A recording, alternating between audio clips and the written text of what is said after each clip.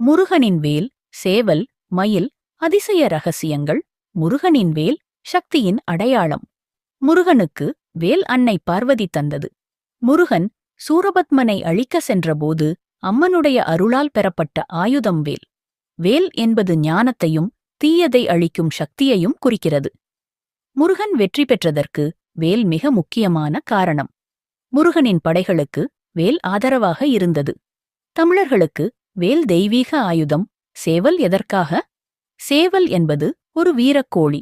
இது முருகனின் பாதுகாவலனாக இருக்கிறது.